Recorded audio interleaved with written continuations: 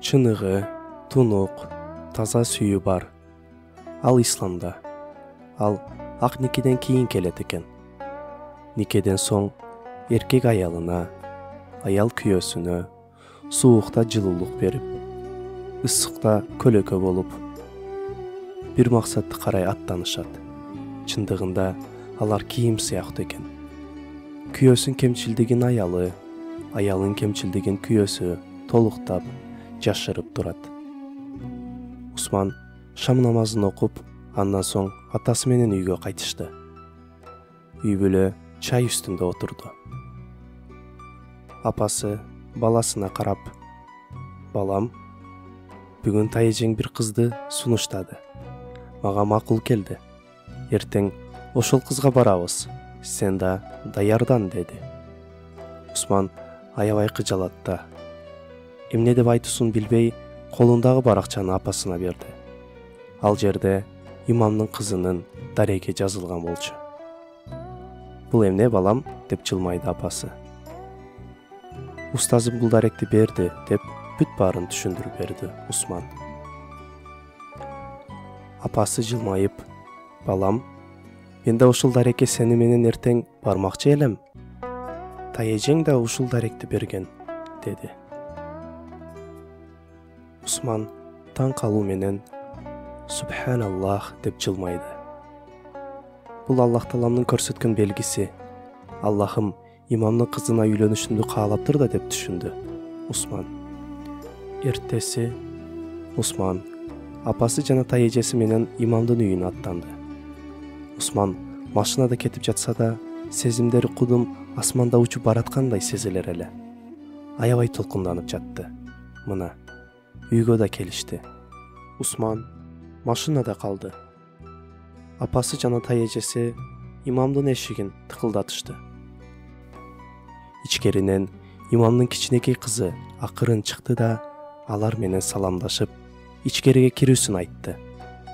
Узак маек үстүндө отурушту.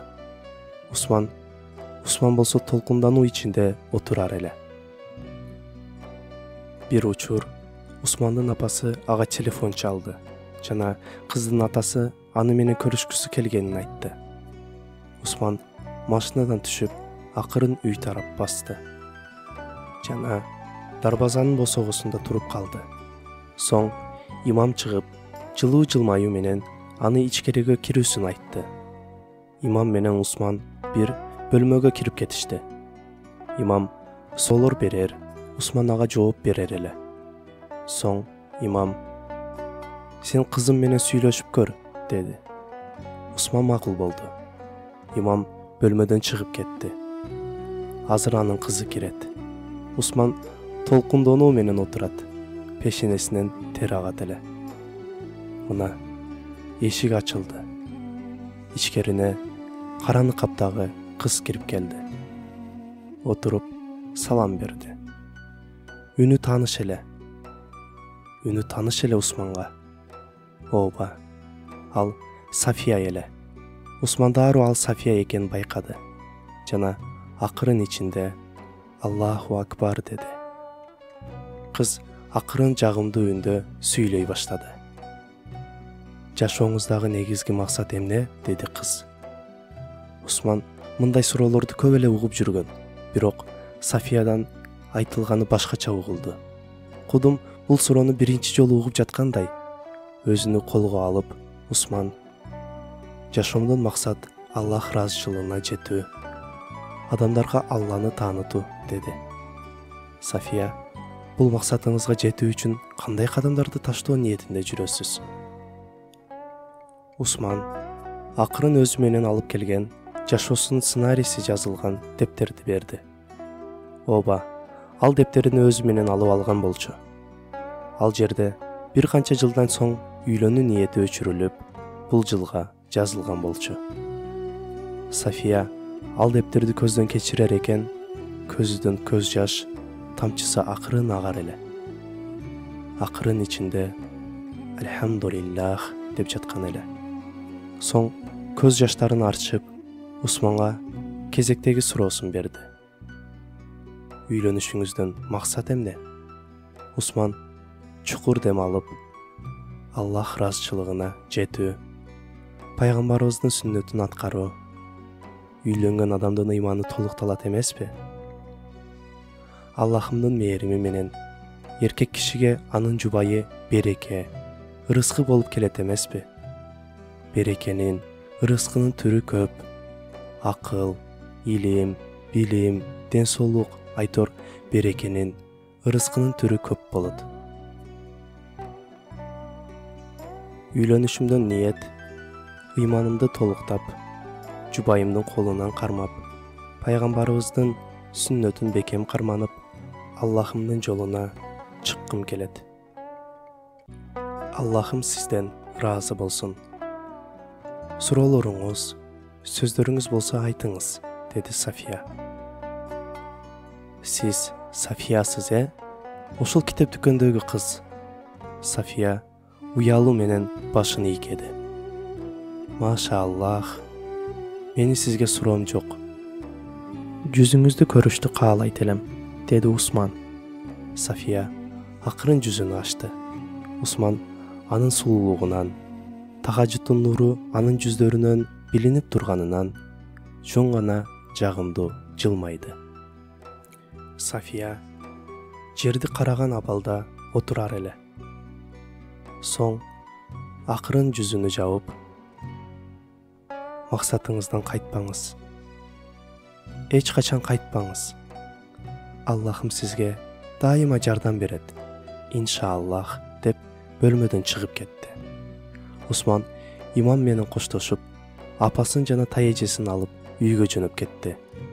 Соң кечинде Усмандын апасы Усманга кыз макул келгенин айтып, Сафиянын апасына чалды жана алардын да жообу кызыктырып жатканын айтты.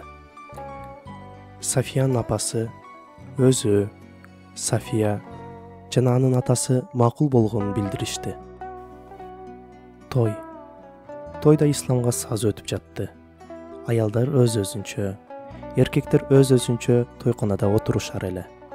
Той ырчы, бийчилер менен эмес, илимдүү инсандардын баяны менен коштолор эле. Той да бүттү. Усман акырын Сафия отурган бөлмөгө колунда белек менен кирди. Сафия бүгүн өзгөчө сулуу, ак ныкапта, өзүнө аябай жарашып турат. Ассаламу алейкум, Сафия, кандайсыз? Деди Усман. Сафия ордунан туруп, акырын жагымдуу үндө алик алды. Усман акырын Сафияга белекти берди. Сафия аябай кубанды. Ал белек Хадича энебиз жөнүндө китеп эле. Усман дасторкон үстүнө отуруп, Сафиянын отурушун сурады. Сафия отуруп, ага чай куюп берди.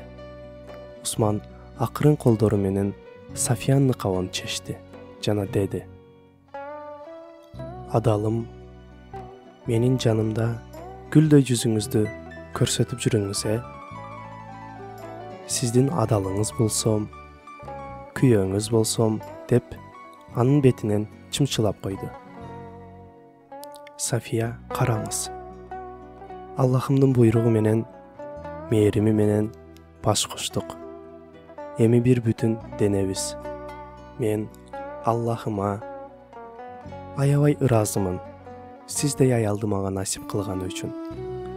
Усмандын оюнда бул бактылуулукту берген Аллахыма шүгүр кылып, бул кечени ибадат менен өткөзүү ниетин кантип айтсам деп турган учур эле.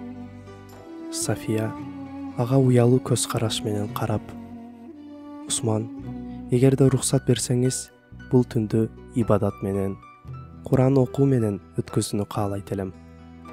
Аллахыма бул бактылуулук неаматын бергени үчүн шүгүр кылган аял болгум келет, деди. Усман аябай курсант болуп кетти. Анын кубанычы көзүнөн билинип турар эле. Усман жана Сафия 2 рекет шүгүр намазын окушту. Соң Усман колун ачып дуа кыла баштады. О, өзүн тааныгандардын кубанычы, арифтердин шаттыгы. О, өзүнө умтулгандардын сырдаш досу, О, өзүн самагандардын колдоочусу, тез куткаруучусу. О, тобо кылуучулардын сүйүктүүсү. О, колунда жокторго, жакырларга ырыскы берүүчү. О, күнөөкөрлөрдүн үмүтү, кылмыштуулардын үмүт байлары. О, кыстоодо калгандарды кыйынчылыктардан арылтуучу. О, кайгыга баткандардын кайгысын жеңилдетүүчү. О, капалангандарды капачылыктан арылтуучу. О, эзелтеден түбөлүккө чейин баарынын, мурункулардын жана кийинкилердин жаратканы. Сен алсыздыктан жана ширктен, ар кандай кемчиликтен тазасың, ары бийиксиң. Биз таянар сенден башка Кудай жок. Сактай көр, бизди оттуу азаптан жана дозоктон куткара көр. О, бейиш менен дозоктун Роббиси. О, пайгамбарлардын, эң жакшы пенделердин Роббиси. О, чынчылдардын, чыныгы ишенгендердин, жакшылардын Роббиси. О, кичиненин, чоңдун, майда ири баарынын Роббиси. О, маклуктардын түпкү уругу менен жашоонун жыйынтыгы болгон мөмөлөрдүн Роббиси. О, жашоонун негизи болгон дайра өзөндөр менен өмүргө ырыскы ташыган бак дарактардын Роббиси.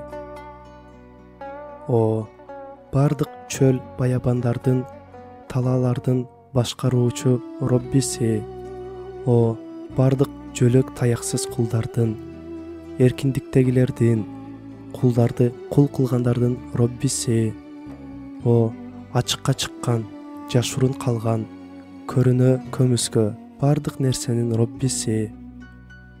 О, эс алуунун убактысы болгон түндүн, аракеттин убактысы болгон күндүздүн Роббиси. Сен алсыздыктан жана ширктен, ар кандай кемчиликтен тазасың, ары бийиксиң. Биз таянар сенден башка Кудай жок. Сактай көр, бизди оттуу азаптан жана дозоктон куткара көр. Аллахым, Рахманым, Рахимим, бизди жаратканыңызга, адам кылып жаратканыңызга, адамдардын ичинен мусулман кылып жаратканыңызга көп шүгүрлөр айтабыз. Бүт нерсе үчүн шүгүр. Мени Сафия менен бирге кылганыңыз үчүн шүгүр. Роббим, артымда колуну көтөрүп, сизге дуа кылып жаткан кулуңузга мени татыктуу жолдош кыла көрүң. Аманатыңызга кыянат кылуудан, ага зулум кылган ташбор жолдош болуудан сактаң, деп соң купуя дуа кылууга өттү. Ошол учурда Сафия ичинде: Рахманым, мени да бул сүйүктүү кулуңузга татыктуу жубай кыла көрүң. Мени караганында жүзүнө жылуу жылмаюу келишине себепкер аял кыла көрүң. Аллахым, Усманга сиздин ыраазычылыгыңыз үчүн көңүл койдум. Роббим, Аллахым, ал мага сизди, мен да ага сизди эстетип турган, сиз ыраазы болгон жолдош жубайлардан боло көрөйлүчү. Аллахым, мага Усманды бергениңизге сизге рахмат.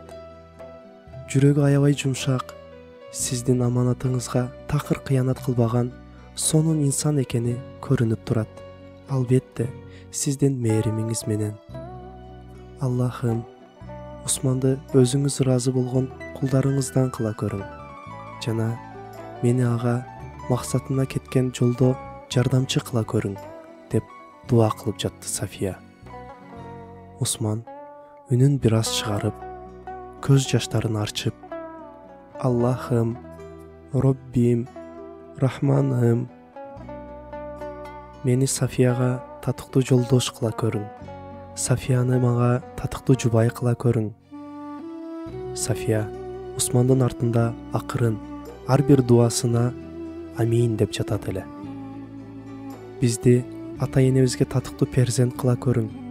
Келечектеги сиз бере турган балдарыбызга сонун ата эне, жана эң негизгиси сиз ыраазы болгон пенделериңизден кыла көрүң. Аллахым, биз сизди жакшы көрөбүз. Сиз да бизди жакшы көрүң.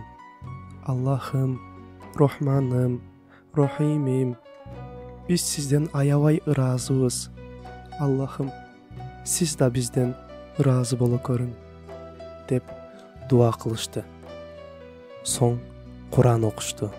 Соң 2 рекет нафил намаз окушту. Саждада узак турушту. Аябай көп Аллахка дуа кылышты. Ыйлап саждада дуа кылып жатышты. Жай намаздары ным болуп кетти. Алар Багымдатка азан айтылганда гана намазын бүтүрүштү. Усман жана Сафия чогуу окуган биринчи парз намазы Багымдат болду. Уландысы бар.